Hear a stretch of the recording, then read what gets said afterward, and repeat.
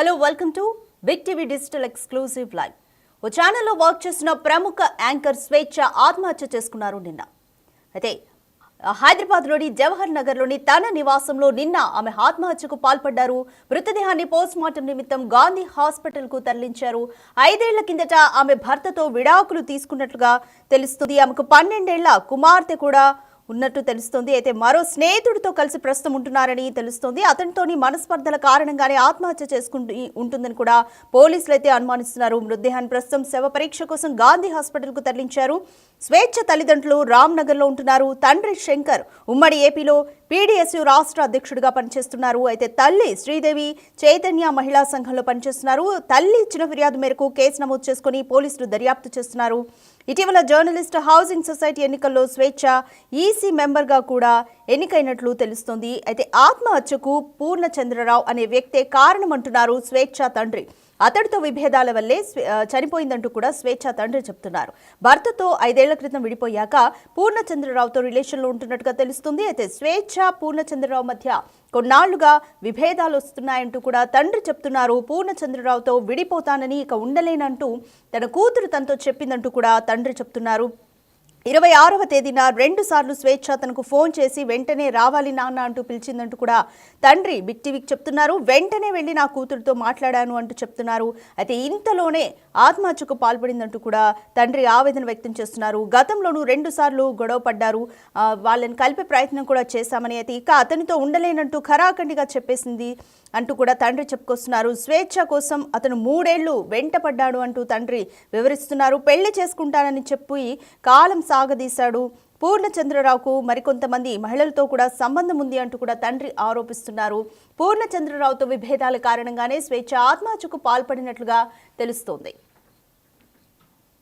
26 నాడు మధ్యాహ్నము నా కూతురు నాకు ఫోన్ చేసి, నానా నేను పూర్ణచంద్ర విడిపోతున్నాము, నువ్వు వెంటనే ఇంటికి రావాలా అని నాకు కాల్ చేసింది.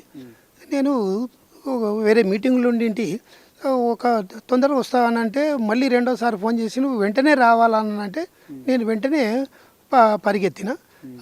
ఆమె ఫోన్లో మాట్లాడుతూ, నాన్న నేను డ్యూటీకి వెళ్తాను, నువ్వు పూర్ణచంద్రతో మాట్లాడు అని అంటే, లేలే నేను అట్లా ఒక్కరితో నేను మాట్లాడా, ఫస్ట్ నీతో మాట్లాడాలా, నీ కూతురు నీ అభిప్రాయం తెలుసుకున్న తర్వాతనే నేను ఆయనతో మాట్లాడతా, నువ్వు వెళ్ళకు, నేను వచ్చేదాకా ఉండు అని అంటే ఆమె ఉన్నది.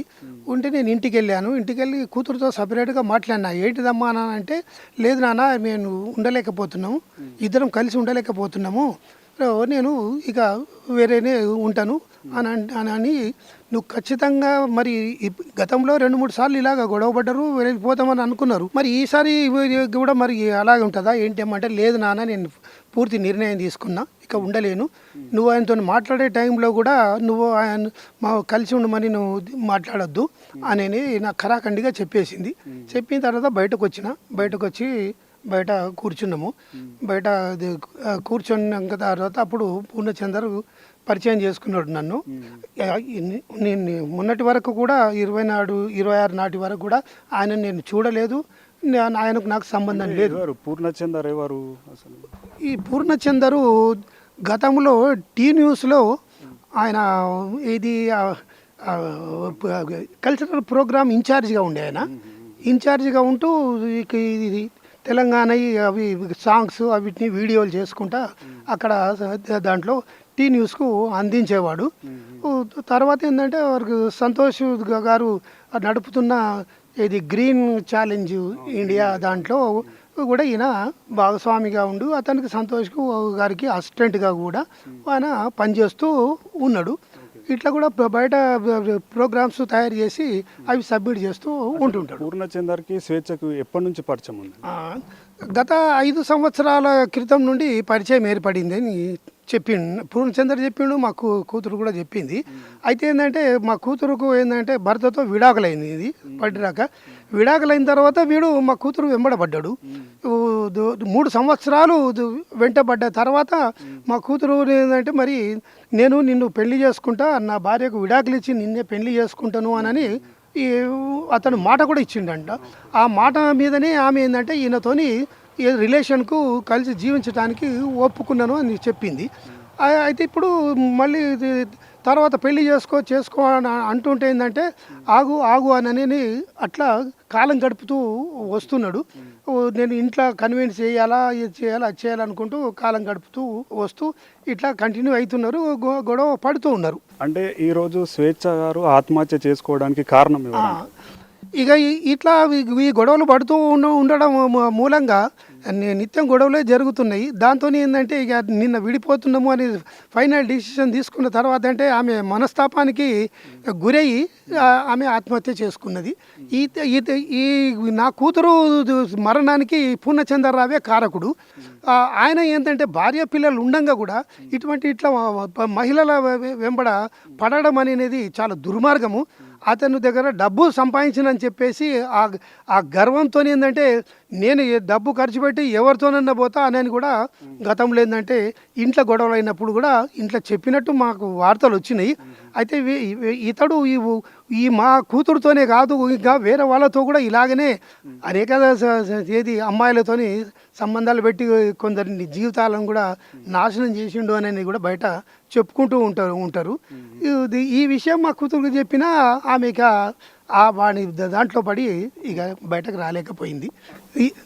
ఇప్పుడు కేసు నమోదు చేశారా? అంటే మీరు కంప్లైంట్ చేశారా పూర్ణచంద్ర మీద ఈ మరణానికి తనే కారణం అని?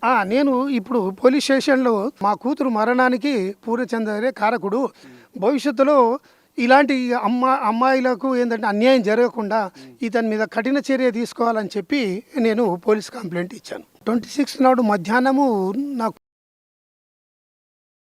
రైట్. స్వేచ్ఛ తండ్రి మాట్లాడుతూ స్వేచ్ఛ ఆత్మహత్యకు పూర్ణచంద్రరావుతో రిలేషన్లో ఉండడమే కారణం అంటూ ఆయన ఆరోపిస్తున్నాడు. అతడితో వచ్చిన విభేదాల వల్లే స్వేచ్ఛ చనిపోయిందంటూ తండ్రి చెప్తున్నారు. భర్తతో 5 సంవత్సరాల క్రితం విడిపోయాక అప్పుడే పూర్ణచంద్రరావుతో పరిచయం ఏర్పడింది. అయితే అప్పటి నుంచి కూడా 3 ఏళ్ల పాటు పెళ్లి చేసుకుంటాను ఇష్టం అంటూ కూడా పూర్ణచంద్రరావు స్వేచ్ఛ వెంట పడినట్లుగా తండ్రి చెప్తున్నారు. అయితే భార్యకు విడాకులిచ్చి నిన్ను పెళ్లి చేసుకుంటాను అంటూ కూడా పూర్ణచంద్రరావు స్వేచ్ఛకు మాట ఇచ్చినట్లుగా తెలుస్తోంది. అయితే పెళ్లిపై కాలయాపన చేస్తూ వస్తుండడంతో మనస్తాపానికి గురైనట్లుగా తెలుస్తోంది స్వేచ్ఛ. అయితే పూర్ణచంద్రరావుకి ఇంకా వేరే మహిళలతో కూడా సంబంధం ఉన్నట్లుగా తండ్రి అయితే ఆరోపిస్తున్నారు.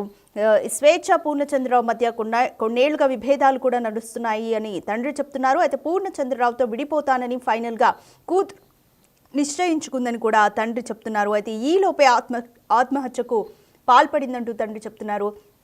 తన కూతురు ఆత్మహత్యకు కారణం పూర్ణచంద్రరావు అంటూ కూడా తండ్రి ఆరోపిస్తున్నారు. గతంలోనూ 2 సార్లు గొడవ పడ్డప్పుడు మళ్ళీ కలిసిపోయారంటూ కూడా తండ్రి చెప్తున్నారు. అయితే ఫైనల్గా ఇక అతనితో ఉండలేనని ఖరాఖండిగా చెప్పేసింది నాతో అంటూ తండ్రి కూడా చెప్తున్నారు. స్వేచ్ఛ కోసం అతను 3 ఏళ్లు వెంటపడి పెళ్లి చేసుకుంటానని చెప్పి కాలం సాగదీయడంతో పూర్ణచంద్రరావు మీద మనస్తాపానికి గురై స్వేచ్ఛ ఆత్మహత్యకు పాల్పడినట్లుగా తెలుస్తోంది.